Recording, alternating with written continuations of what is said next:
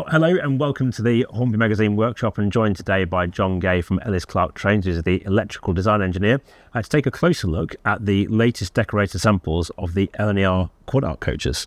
Now, John, these are really quite an unusual set of coaches compared to normal vehicles, aren't they? Yeah, indeed. So obviously the first thing you'll notice, obviously, being the quad set, so they're a rake of four, and then they're articulated, which gets the Quad-art sort of name to them. Yeah, because they literally had bogies under the middle of each joint in the vehicles, weren't they? Yeah, that's right. Yeah. Really quite a clever design. I mean, they were designed in the early 1920s and created to maximise the amount of passengers you could get into a certain length of space, weren't they? Yeah, so being a sort of suburban kind of set, that kind of thing, it's maximum sort of use of the space available. But whereabouts did these coaches actually operate? So they came out of the Great Northern, which came out of King's Cross, and Great Eastern, which was out of Liverpool Street. Yeah. And from what I know about them as well, they were generally operated in pairs. So like an 8-coach set, you'd have one brake at each end. They'd be paired together in a permanent formation. That's right. So we've got photos of things like the rake of 8 on the back of a Class 20, stuff like that, which is what we'll be doing here today. Yeah, and there's actually quite a lot of motive power choices as well, isn't there? Because it's like there's the classic things like everyone's seen the pictures of N7s and N2s hauling sets of these coaches. Yeah, but I mean, you know, I've doing a bit of sort of digging around. We've come across things like Black 5s even pulling them as well. So yeah, fantastic. There's plenty of choice out there. So a little bit of research will find you some different motive power you can put on the front of the rake of these as well. And obviously, these are no longer in service on the national network today, being a wooden-bodied design of vehicle. But are there any left in preservation? So there's only one set in preservation, and that's at the Norfolk Railway. And they've been really useful and really helpful in the sort of design of these models. So when it comes to design then, I mean, this is much more complicated than your average coach, isn't it?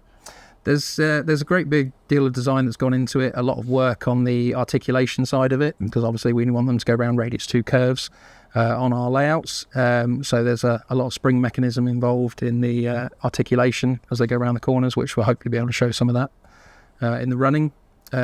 We've got things like a lot of the artwork as well. So we've got the 3 different sets. So we've got the crimson, the maroon and the teak set.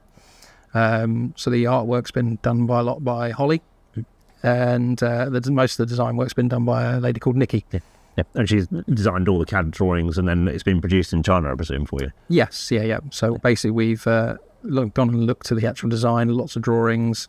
Nikki's done all the CAD work and design work and everything like that, and she's the one that's perfected the articulation mechanism that we've got under there as well.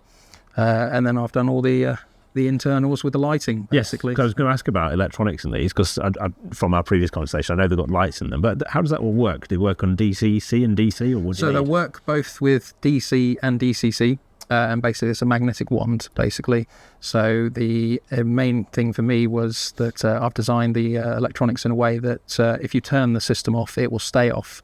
So for instance, if you have a short on your layout and it powers back up, the coaches won't turn back on. They basically stay off until you turn them back on. So it's not putting that sort of strain on your layout when it's first starting up and something like that. Yeah. So that helps with the inrush current, which I know has been a problem with in certain circumstances. I've heard feedback about, the more capacitors you've got on a layout, the more it can cause a problem with. Yeah, so literally your DCC system will fail to start the layout, basically, because it sees a huge inrush currents, and that's all the capacitors and stay-alives in your locomotives just grabbing that power, basically. Yeah, and I presume these have got stay-alives in them as well for the light? They have stay-alives in them, yes. So they last for around about 45 seconds. Okay. The lighting itself has a very low inrush, so generally sort of around the 0.3 per coach. Okay. So that's basically under 1 amp per set, basically.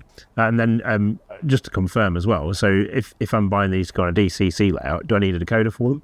No, so they basically will work either on DC or DCC without the need of a decoder. Yeah, and that's straight out of the box. Straight out of the box on the layout, and you just get a nice little magnetic wand to wave over the top of them.